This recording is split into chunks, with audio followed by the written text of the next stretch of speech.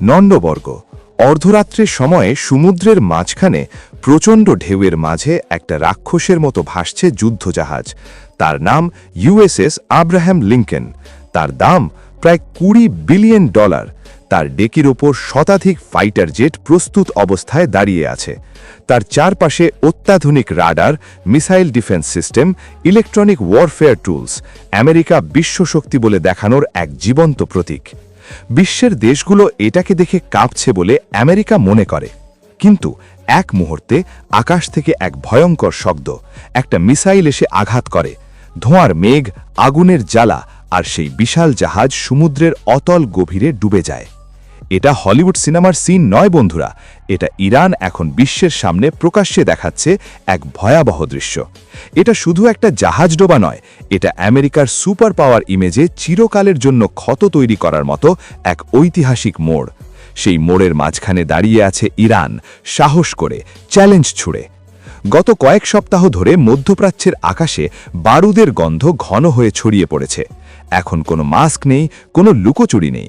Iran প্রকাশ্যে সরাসরি আমেরিকাকে চ্যালেঞ্জ ছুড়েছে। এটা সাধারণ সতর্কবার্তা নয়, এটা একটা যুদ্ধ ঘোষণার মতো হয়ে গেছে। তেহরানের রাস্তায়, ইস্পাহানের চত্বরে, মশহাদের রাস্তায়, সব জায়গায় বিশাল ব্যানার ঝুলছে। সেই ব্যানারগুলো আমেরিকাকে একটা স্পষ্ট মেসেজ দিচ্ছে। একটা ব্যানারে বড় বড় অক্ষরে লেখা বাক্য যে কাউকে কাঁপিয়ে দেবে। আমাদের উত্তেজিত করলে বাকি থাকবে শুধু ধ্বংস।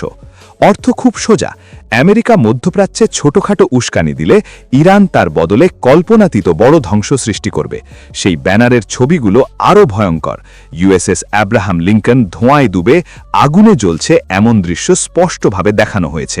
এটা কোনো র্যান্ডম গ্রাফিক নয়, এটা ইরানের উদ্দেশ্য, তাদের সংকল্প, তাদের যুদ্ধ পরিকল্পনা। তেহরানের এনগেলাব স্কোয়ারে সম্প্রতি প্রকাশিত মুরাল আরও ভয়ঙ্কর।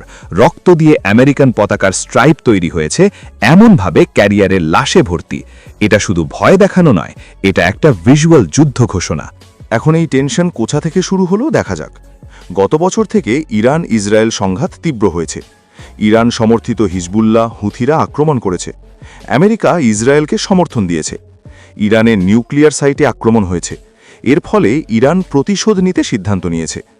জানুয়ারি 2026-এ USS Abraham Lincoln carrier strike group আরব সাগরে সেন্টকম এরিয়ায় এসেছে। এটা ইরানের জন্য সরাসরি হুমকি। ইরান এখন প্রকাশ্যে প্রতিশোধ নেবে বলে সতর্ক করছে। এটা সাধারণ সতর্কবার্তা নয়, এটা পূর্ণমাত্রার যুদ্ধের হুমকি। এতদিন ইরান ছোট ড্রোন, রিমোট মিলিটারি বেস লক্ষ্য করত, কিন্তু এখন তাদের টার্গেট বদলেছে। সরাসরি আমেরিকান এয়ারক্রাফট ক্যারিয়ার। কারণ এই ক্যারিয়ারগুলো আমেরিকার গর্ব আর ভয়ের প্রতীক। আগে আমেরিকা কাউকে ভয় দেখাতে চাইলে আমাদের ক্যারিয়ার গ্রুপ আসছে বললেই হয়ে যেত, বিশ্বের দেশগুলো কাঁপত। কিন্তু এখন সেই ভয় কমছে। ইরান স্পষ্ট করে বলছে, তোমাদের গর্বকে আমরা মাটিতে নামাতে পারি, তোমাদের অজেয়তাকে আমরা ভাঙতে পারি। এখন আসল প্রশ্ন এটা যে ইরান কি সত্যিই একটা আমেরিকান এয়ারক্রাফট ক্যারিয়ার ডুবিয়ে দিতে পারবে, নাকি এসব শুধু কথার খেলা, ভয় দেখানোর খেলা? টেকনিক্যালি দেখলে ইরান একটা গেম চেঞ্জার অস্ত্র তৈরি করেছে, হাইপারসনিক মিসাইল। এই মিসাইলগুলো শব্দের গতির 5 থেকে 20 গুণ দ্রুত যায়, অর্থাৎ রাডারে দেখার পরেও মাত্র 2 মিনিটে লক্ষ্যে পৌঁছে যায়। ইরানের কাছে ফাতাহ 1, ফাতাহ 2 এর মতো হাইপারসনিক ব্যালিস্টিক মিসাইল আছে। ফাতাহ 1 2023-এ উন্মোচিত, রেঞ্জ 1400 কিলোমিটার, স্পিড ম্যাক 13 থেকে 15। ফাতাহ 2 আরও advanced, hypersonic glide vehicle technology দিয়ে পথ বদলাতে পারে, কম উচ্চতায় উড়ে। ইসরায়েলের ডিফেন্স সিস্টেম ভেদ করেছে বলে ইরান দাবি করেছে। যদি একটা মিসাইলও লাগে, জাহাজ ডোবাবো দূরের কথা, আমেরিকার বিশ্বশক্তির ইমেজ পুরোপুরি ভেঙে পড়বে। আমেরিকার defence system, Aegis, standard missile, Phalanx system খুবই দুর্দান্ত কাজ করে।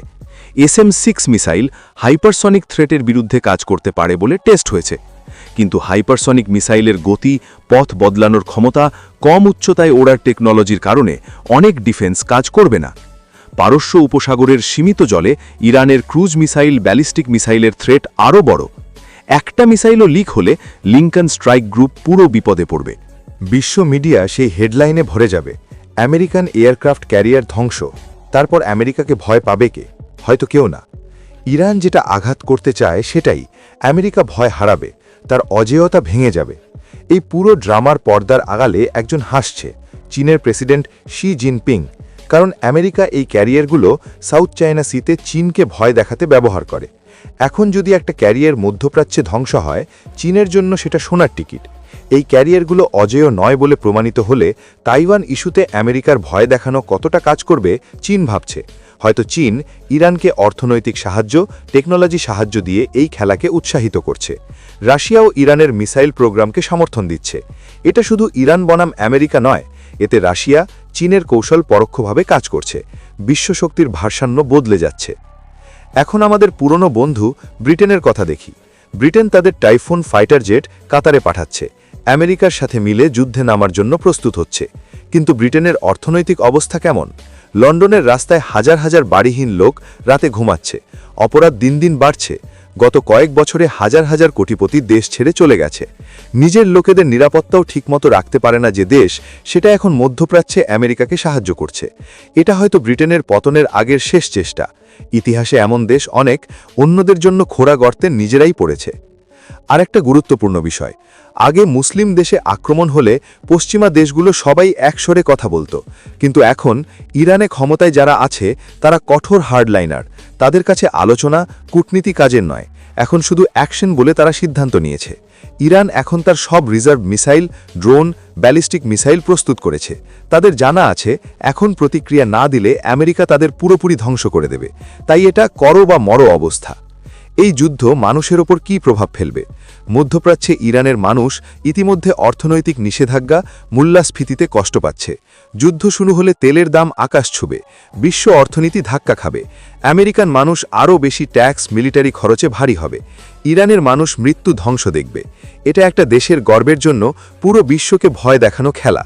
বন্ধুরা, একটা সত্য মনে রাখো, আফগানিস্তান থেকে আমেরিকা বেরিয়ে যাওয়ার দিনেই তাদের সুপার পাওয়ার মুখ ভেঙে গেছে। এখন একটা এয়ারক্রাফট ক্যারিয়ার ধ্বংস হলে সেই মুখ পুরোপুরি খসে পড়বে। বিশ্ব সব দেখছে। তেহরানের রাস্তায়, মস্কোর চত্বরে, বেইজিংয়ের চত্বরে আনন্দের পটকা ফাটবে। আমেরিকার পতনকে সেখান থেকে সবচেয়ে বেশি উপভোগ করবে।